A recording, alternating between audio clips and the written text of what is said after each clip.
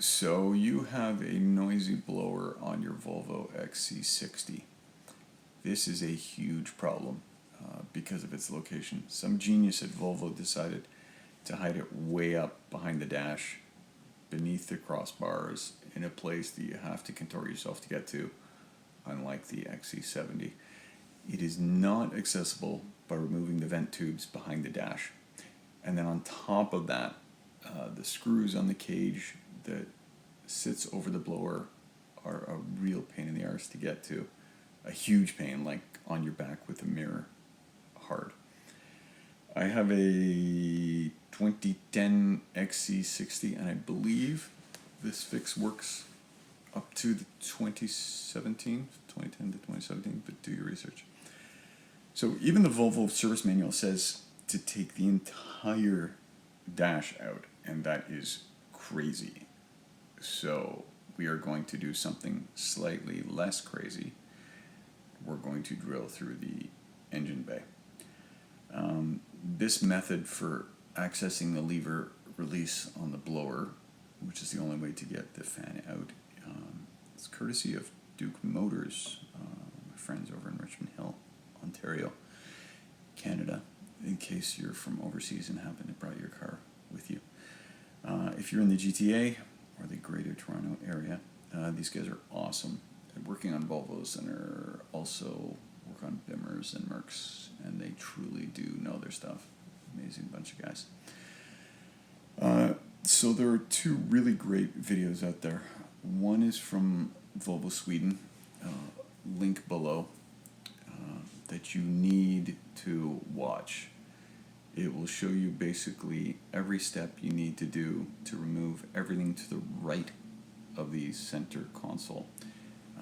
He's working on an XC70, and everything to the right is basically the same. To the left, it's not.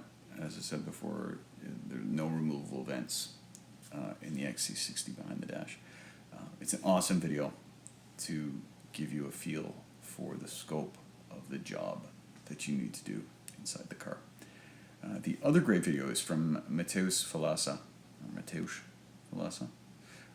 Link will be below. That genius found a way to insert an aluminum bar in between the vents that do not move, and he angles it exactly where that elusive release lever, which is actually a plastic tongue you depress, is, and if you get it just right, it will release the fan. I would 100% recommend using two people for his. You need to have one press the release tab while the other presses the bar into where the tab should be. Now, as I say in the following video, that did not work for me, and I give reasons why. So I had to come up. It was literally not coming out. So I give reasons why. The method I'm going to show you involves a 2.5-inch hole saw and some work from the front end. It's not as bad as I thought it would be, and if you can hold a drill and unscrew some bolts, you'll be fine. This video assumes that you've watched the other two, which I would insist you do, because I do not take you through the initial wheel well disassembly steps that Volvo Sweden did in particular. Plus, learning more about your car is fun. This method allows you to do the job without anyone else's help, and it gives you access to the electrical connector on the back of the blower. And this one, or Mateusz's, is going to save you hundreds of dollars. It's not cheap taking your car to a Volvo dealership for service, and it will also save you a couple of bucks finding the right aftermarket blower fan, which I linked to in the video as well. So go watch those and then come back. Okay, bye. See you soon. Okay, removal of the blower fan, which has been chirping on my 2010 Volvo XC60. Apparently this is a problematic thing where at 100K they just start going and they make make little chipmunk and squirrel noises and chirping. And it gets really annoying, so when you're at 1 or 2 bars, it generally doesn't present itself. When you get to the mid-range, it does, and then you basically have to crank it up to get it to go away. There are numerous other videos on the internet, which I will link to underneath. They're fantastic help. One in particular, Mateos had a thing where you could potentially jam a, excuse me, you could potentially jam a bar in behind the, okay, I'm just going to pause this for a second. By the way, that is a COVID mask, not a pair of panties. I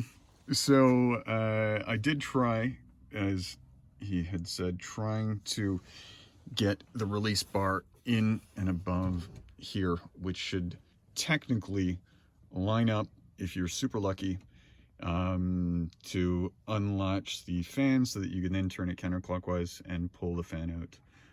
The actual housing that it sits in has this big tongue tab with a groove underneath, which once you turn it to the right, locks it in place by engaging that second sort of ramp that nestles right underneath there.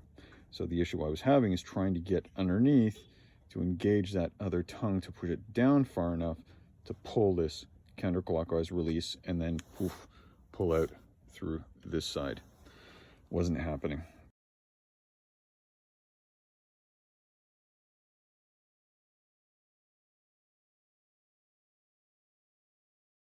So, gonna do it a little bit differently, and am definitely not going to tear apart this entire dash because that is ridiculous and could potentially lead to some other problems if I am not careful. As you see, the fan is in there and still mounted. So my mechanic's method is, instead of taking this out, he goes in and he drills underneath this cowling. Once it gets removed, you drill in through the top, and then it will give you access, but it does include drilling through part of the body. This blower itself was purchased from Rock Auto.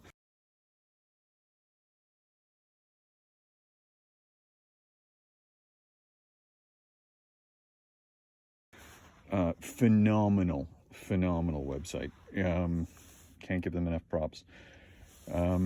This was, I think, $90 Canadian, and its quality. I think it's made in Germany. Yes, look at that, made in Germany. Premium L line. This is literally hundreds of dollars less than what you would pay for OEM, and obviously it is exact same quality. I'm going to measure back where this sits in the car, the distance of the cage to the edge of the hood, and then measure back to sort of determine exactly where it is that we're going to start drilling. Okay, I measured off of this front part of the fan relative to what's in there. Measured across, which took me to here, which was 31 inches. 31 inches then translated up to the front. And then took that 31, added the 4 inches that I needed to get to the back of it. And that takes you to right about here. So if you want, mark it off on the windshield, but it is, on this particular car, on this particular year, an inch and a quarter off of center of the, what would be the center mounting point for the left wiper blade. So you can go back, just if you could use this as a reference, you can come 35 inches off of that part when you're in the engine, or save you the hassle, an inch and a quarter off of the center point, which would be right here. So next step is going to be removing this entire shroud so that we can get access to where we can bore into the car here. Okay. We start by removing these little plastic inset pieces. Do the job right.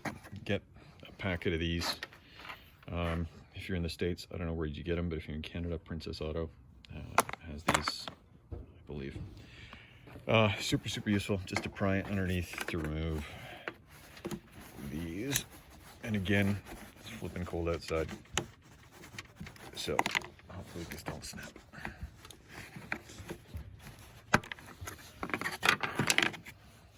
One, two, always keep track of your parts, which for me is basically on the floor everywhere. Two removed on that side. One going to be removed on this side.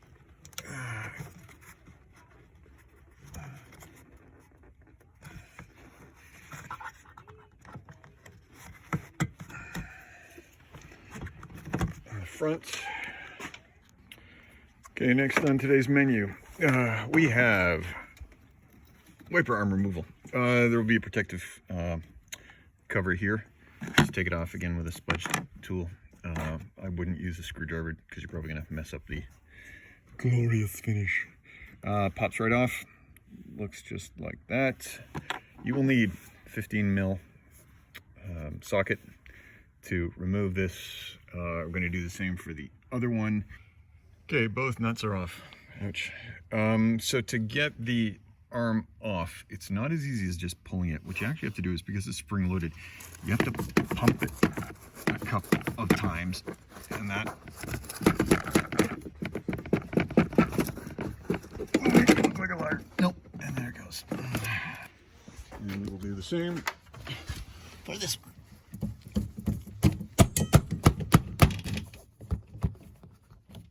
It's just a matter, because it's spring loaded, it's just a matter of making sure that the angle is correct. And obviously there are positional channels right here, so when you put them back on, it guarantees that they stay where they're supposed to stay because there are teeth on the inside.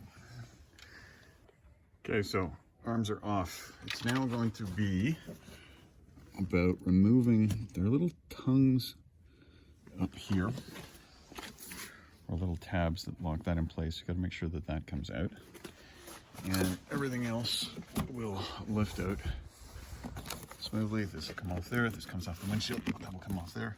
You don't need a spudge tool. Basically, you just have to push down, and these little tabs will unlock that are attached to this entire cowling, which should then lift up. This way was the way to get it to pull out of this channel. So there's the POS right there, and where it draws the air in from the engine. So the part that we want, right where all of this good stuff is. So this will be interesting. Okay, so yeah, I'm gonna remove the entire wiper arm assembly. Number 8. Number 8. 8 and 8. So it turns out it's only those 4 little 8 mil mounting bolts you need to remove, and we are going to take the entire wiper assembly out. Be careful. This is your positive terminal. Nobody needs to be shocked when you hit the frame or anything touching the frame, and then you're positive.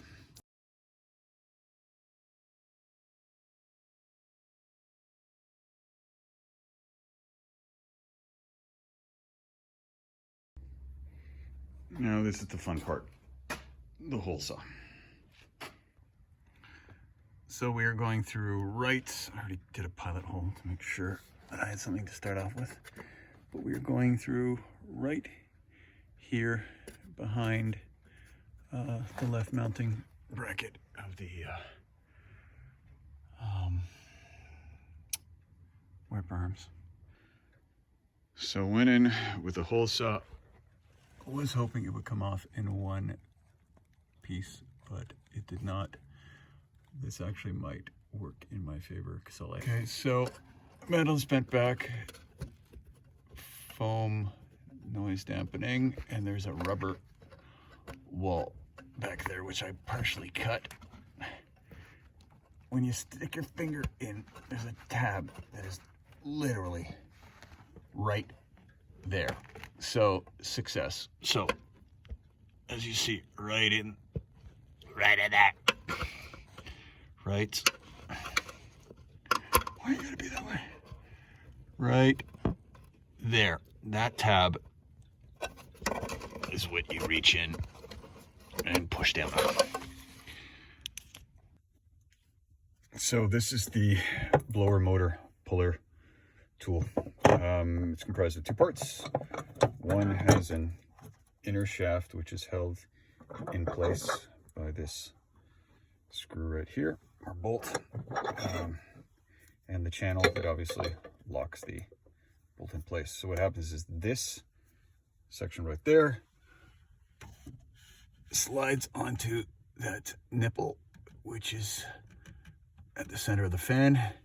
Then you tighten this to lock it on, which will then give you the friction that you need to be able to pull out the fan. While it's in place, this tool slips over. Then you engage this screw to hold it in place, turn it clockwise, counterclockwise, and then pull and remove, and it should come out.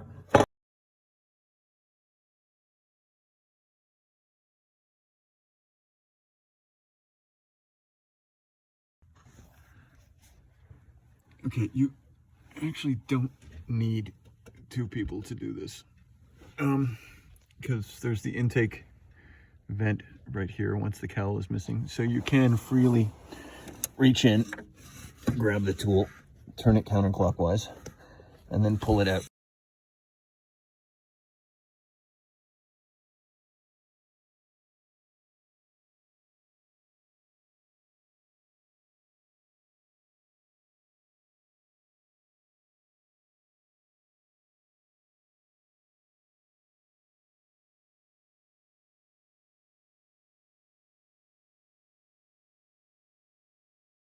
Has to be the windiest day of the year. Tub was released, fan was taken out. New fan, as you can see, is in place. All that is left to do is basically fold that piece of metal back into place. I am going to shove some soundproof insulation into that place where I did tear up the rubber. I will bead the crap out of this with silicone so that it does not rust, fold it back into place, and then that's it. Just cock. Yeah. Okay, flap has been resealed with 100% silicone. Silicone will take a temperature up to 400 degrees, I believe. And it's not like this is a rocket where we really have to worry about it, but hey, why not? And also, I found that silicone is the only thing that actually will bond to the metal underneath, metal/paint underneath. I did hit this with contact cleaner beforehand to make sure that it actually stuck and there were no residual greases or cabin dust or finger sweat or whatever else on there. So this, she's gonna hold. Now I can start putting everything back together again.